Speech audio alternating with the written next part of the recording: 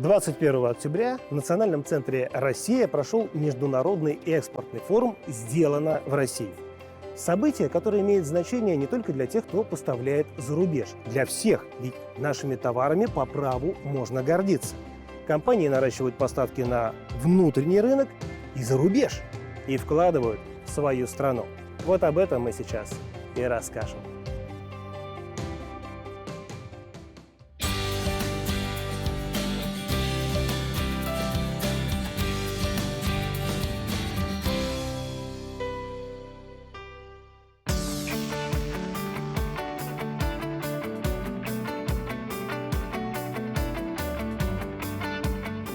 Итак, форум «Сделано в России». На выставке достижений все. От разработок в области медицины, IT, энергетики до, например, сферы строительства и сельского хозяйства.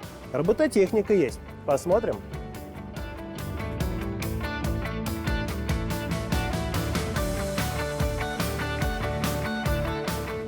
Из основных событий, конечно, пленарная дискуссия под названием «Россия миру. Укрепляя доверие, развивая глобальные связи». Мы открыты для честного диалога и для взаимовыгодной торговли. Безусловно, у нас есть что предложить нашим международным партнерам. Президент подчеркивал, что главная цель экспорта в том, чтобы он служил катализатором обновления отраслей экономики, стимулировал рост эффективности предприятий, позволял создавать современные, хорошо оплачиваемые рабочие места именно у нас в России. Наградили и экспортеров года. На форуме бизнес-встречи, а это новые контракты, и количество иностранных участников заставляет как минимум грустить тех, кто мечтает об изоляции России на международных рынках. В этом году 6,5 тысяч участников форума, это больше, чем в прошлом году. 99 стран прислали своих представителей, это тоже рекорд. 52 страны, дипломатические миссии здесь участвуют, послы, заместители послов. Это тоже очень рекордные цифры, и мы видим действительно большой интерес к форуму. 400 B2B встреч уже прошло вот за полдня форума. Несмотря ни на что, внешний торговый оборот растет. Сальдо положительное, объемы экспорта сильно превышают импорт. Традиционно Россия поставляет много всего минерального. Нефть, газ, нефтепродукты, уголь, руда. Но постепенно растет доля несырьевых товаров. Металлы в том году прибавили более 6%. Еще больше IT-продукция. По объему поставок сельхозпродукции мы на 3-м месте в мире. Сейчас доля национальной валюты в расчетах уже превысила 50%.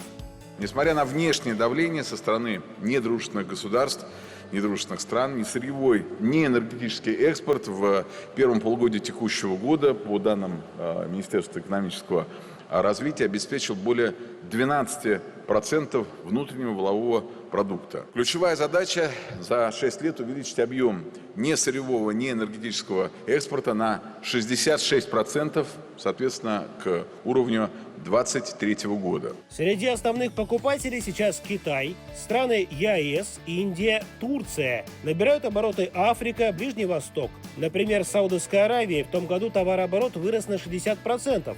Что стоит за цифрами? Компании зарабатывают на поставках за границу. Плюс растет внутренний спрос и вкладывают в развитие бизнеса, реализуют масштабные социальные программы. И вот несколько примеров. Отправимся за полярный круг.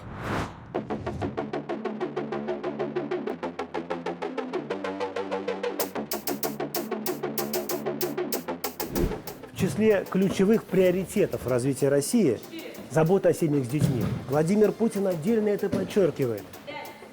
Участвовать должны все – государство и бизнес. Яркий пример – масштабный проект «Дрозд». Детям России образование, здоровье и духовность, который реализует один из крупнейших производителей удобрений в нашей стране.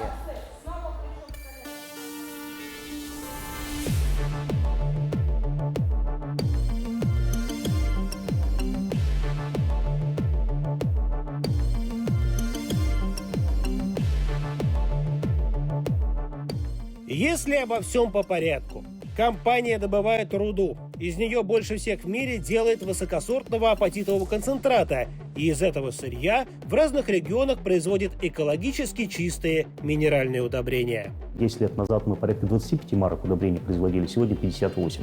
И к 2030 году мы хотим выйти до 100 марок удобрений, в том числе удобрений с микроэлементами и так называемых биологизированных удобрений. Увеличить объемы помогли масштабные инвестиции, подготовку кадров, оборудование, расширение сырьевой базы. За последние 10 лет компанией «Фосагро» в развитие рудно-сырьевой базы было вложено порядка 150 миллиардов рублей. И, безусловно, эти инвестиции дали толчок для роста объемов производства. Объем производства апатитового концентрата вырос более чем в 1,5 раза и сегодня достигает более чем 11 миллионов тонн.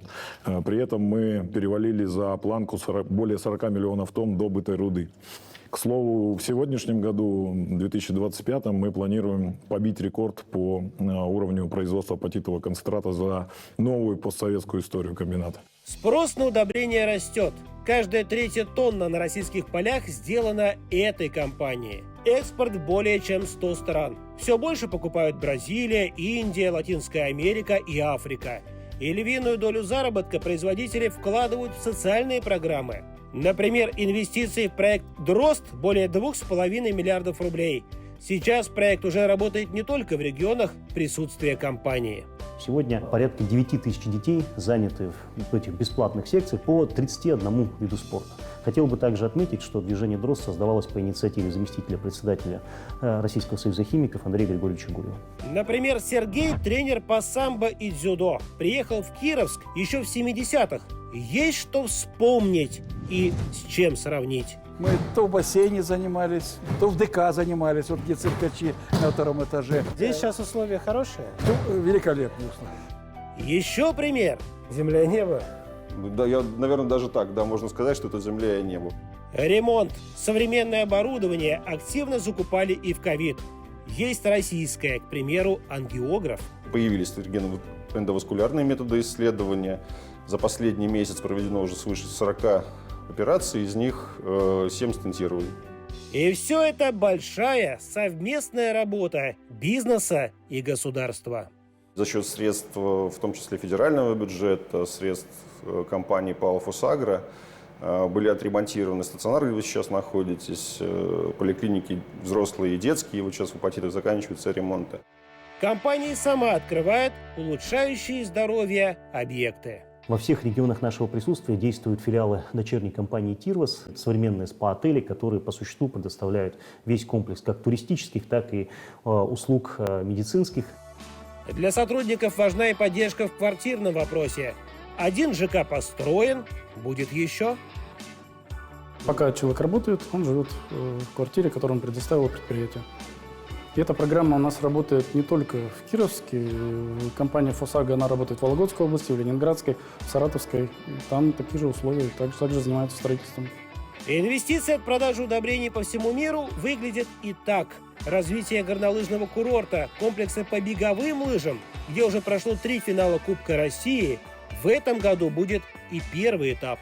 Это трасса высочайшего уровня, которая позволяет принимать единовременно до 2000 человек. На территории стадиона появились 2 мини-футбольных поля. В следующем году мы планируем строительство площадки для баскетбола и для пляжного волейбола. Заполярный пляжный волейбол. По-моему, очень здорово звучит. Построят и гостиницу. В непосредственной близости от выхода на лыжные трассы вместимостью до 200 спортсменов. И еще о создании лучших условий для жизни. Заполярный конструктивизм. В 1932 году в городе Кировск появился первый на Кольском полуострове звуковой кинотеатр. В 1995 году экран потух. Ну а сейчас возрождение. Мало того, что кинотеатр снова открывает двери, так еще и появился первый за полярным кругом планетарий.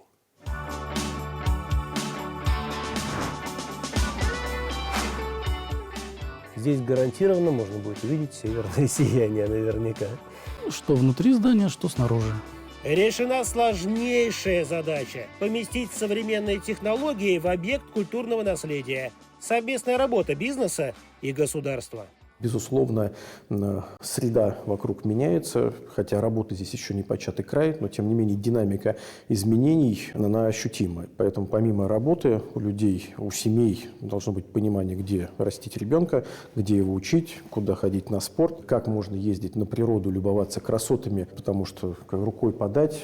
Хочешь китов увидеть, хочешь северное сияние, то, зачем к нам приезжают, это важно. А сейчас еще одна история, которую мы начнем в Омске. О компании, которая тоже не забывает вкладывать в свою страну.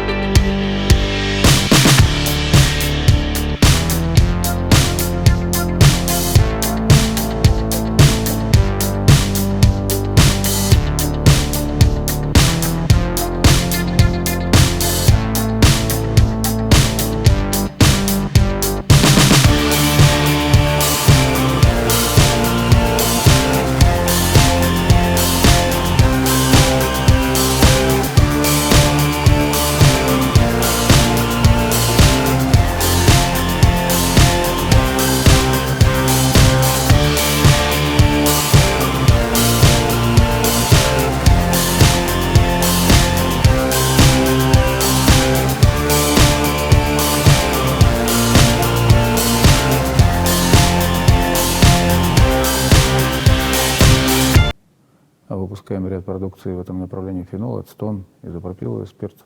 Смотрим увеличение глубины переработки этих продуктов, все то, что относится к малотоннажной химии. В частности, нужный для фармацевтики изопропиловый спирт много поставляли из-за рубежа, но в Омске запустили самую мощную в России установку. Мощность 60 тысяч тонн в год. Уникальность этой установки в том, что мы получаем высококачественный продукт. Мы, в принципе, полностью перекрыли весь импорт из-за рубежа. Автоматизировано практически все. То есть управление идет полностью дистанционно, с компьютера. Еще примеры. В Нижнем Новгороде группа компаний будет выпускать гликогель, который защищает металл от коррозии. В Пскове полимер ПБТ для медизделий. Без добавок с Омского завода невозможно сделать 95-й бензин. А еще впервые в России здесь начинают выпускать полиизобутилен, который дает возможность нам заместить сегодня и выпустить новые виды смазок для тех двигателей, которые требуют сегодня новых качественных характеристик, особенно в условиях работы там большого холода. Причем это полностью своя разработка. В регионах создаются и уже работают научные инжиниринговые центры. Сегодня объем инвестиций, который группа компаний сделала, он порядка 40 миллиардов рублей. Объем инвестиций в науку и в направлении именно новых материалов, он сегодня более 5 миллиардов рублей. В целом, в малотоннажной химии идет работа по 11 проектам, и важную роль играет микрофлюидика. В мире ее доля пока 1,5%. Для России новинка. Если объяснять на пальцах, то это крошечные каналы, по которым идет жидкость. Реакции проходят быстрее, безопаснее, без побочных продуктов. Качество выше, себестоимость ниже. Размеры оборудования в разы меньше, и его начинают производить у нас в стране. Мы смогли сделать собственное насосное оборудование сейчас, которое выдает достаточно большое атмосферное давление для как раз сопровождения технологического процесса. Выпуск нового продукта дает возможность создать до 8 рабочих мест. Все это имеет и огромный экспортный потенциал. Например, группа компаний поставляет в Юго-Восточную Азию, в Латинскую Америку, вкладывая заработанное в развитие. Мы очень часто забываем, но на самом деле очень многие, особенно крупные и средние экспортеры, имея свои социальные обязательства перед регионом, пускают заработанные деньги в благополучие своего города, своего района. И многие жители забывают или даже не знают, что лавочки, которые стоят, или дороги, которые сделаны, или детские садики, которые построены или отремонтированы, это все результаты экономической активности экспортеров. Один из примеров, как можно воплощать в жизнь социальные проекты. Омский областной музей изобразительных искусств имени Врубеля постоянно радует новыми экспозициями. Так вот, продвигать все это активно помогает бизнес. Ну, например, открыть вот такую золотую кладовую или издать альбом «100 произведений искусства». Посмотрите, какая красота. Музей сотрудничает с химиками более 20 лет. Есть совместные образовательные проекты. И вот сегодня уже прозвучало название выставки «Химия и искусство». Это действительно была интересная дидактическая выставка, ориентирована на детей, на школьников, прежде всего, которая рассказывает о том, какую роль играет химия. Поддержка многообразная. Оборудование в школах, восстановление памятников, помощь спортивным командам. Но мы, кроме этого, сейчас начали проектировать регионом новый спортивный комплекс, который планируем 27-28 годом, я все-таки думаю, 27 годом мы его сможем сделать. Он будет большой. Мы делаем так, чтобы мы поддерживаем компанию, наш «Титан-нефтяник», баскетбольную команду. Для полноты картины социальной ответственности бизнеса отправимся в Республику Татарстан, где в Набережных Челнах работает всем известный автогигант.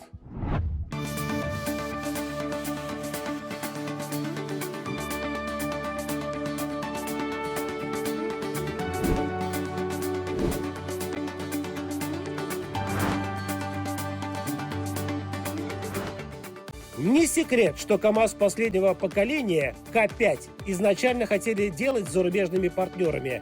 Когда они оказались не партнерами, заменили порядка 2000 позиций, разработали новый двигатель. За 1,5 года построили завод для производства кабин. Завод проектирован был на максимальный объем производства 55 тысяч каркасов в год. Это при трехсменном режиме работы.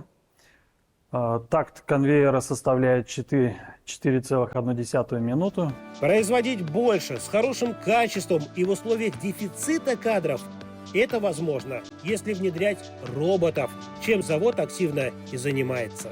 70% сварка каркаса кабин, остальные 30% это является перекладка деталей, выгрузка, загрузка. Если бы в цехе сварки не было роботов в таком количестве, то численность этого завода была бы в 3 раза больше минимум. И роботов будет еще больше. В абсолютной величине 246 роботов на КАМАЗе. На сегодняшний день год еще не закончился, 241 робот на КАМАЗе внедрен. То есть остается еще небольшая цифра, скажем так, роботы уже на подходе. Но это не просто роботы, а, как мы и говорили, ключевое это в основном как раз ячейки, комплексы и некоторые технологические решения комплексные. Но без человека все равно никуда. Центрами. Например, этот технический колледж – один из первых в Татарстане, основанный для подготовки профессионалов. Там перспективное направление. Это низкоуглеродный транспорт, автономные движения, новые материалы, новые технологии, водородные технологии. И, конечно, это очень важно, чтобы мы вместе обучали специалистов по этим направлениям. Перспективы для работы есть. Растет спрос внутри страны, он есть и за рубежом. Грузовики и детали к ним поставляют в СНГ, Юго-Восточную Азию, на Ближний Восток и даже в Африку. Содействие продвижения оказывает Российский экспортный центр. Это финансовые и нефинансовые инструменты. В целом список мер поддержки большой. От обучения, участия в бизнес-миссиях до компенсации затрат на логистику. Экспорт – это доходы в бюджет за счет налогов, за счет пошлин. Из этих налогов потом выплачиваются различные социальные обязательства для всех граждан. Поэтому экспортеры своей деятельностью фактически поддерживают экономику для того, чтобы любые граждане пользовались теми благами, которые зарабатываются за счет экспорта. Экспорт – это большое количество налогов в региональные бюджеты, из которых также идут уже поддержка региональных жителей и предприятий. Вот пример. Автопроизводитель помогал в строительстве нового здания драмтеатра «Мастеровые» в Набережных Челнах. Его возводили по нацпроекту. Это центр автомобилестроения на всей стране. Да и гордимся, что мы смогли найти возможность сделать татарский театр. Сейчас вот русский драматический театр. И, конечно же, школы, садики. С участием бизнеса и государства тоже по нацпроекту построен Ледовый дворец. Поддерживают детский спорт. И я попросился, чтобы мои родители записали меня на секцию картинг. И мне достаточно нравится. Еще масштабный проект – новый онкоцентр, где только оборудование на 1,6 миллиарда рублей. Среди серьезных строек есть и жилищный комплекс. Состоящий из 6 жилых домов по заказу Государственного жилищного фонда и КАМАЗ. Сотрудникам завода аренда бесплатная. Я, конечно, сам в шоке был от того, что это все произошло. И эта квартира, вот сейчас на данный момент, где мы с сыном проживаем. То есть трехкомнатная квартира, благоустроена, 75 квадратных метров, со всеми удобствами. Социальная ответственность – это и помощь, гуманитарные конвои для бойцов СВО и мирных жителей. Вот я горжусь тем, что наш коллектив никогда не остается в стороне. Мы всегда помогаем тем, кто нуждается в нашей помощи. Даже те люди, кто не получает какую-то высокую зарплату, все отдают из зарплаты небольшую только для того, чтобы собрать большую сумму денег, помогать нашей армии. Спасибо вам за ваши сердца, за ваше желание помочь. Далее у нас на очереди Санкт-Петербург, где вопреки агрессивным санкциям развивается крупный экспортер и очень социально ответственный бизнес в сфере деревообработки.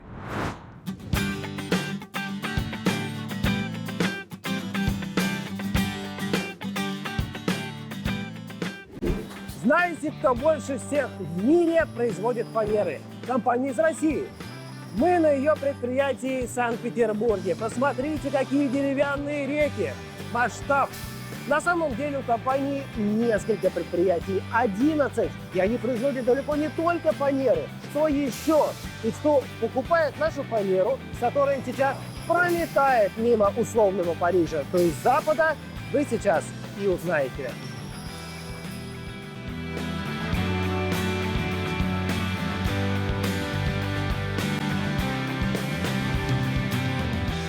Это большое фанерное разнообразие. Более 200 наименований, толщиной от 3 мм до аж 120.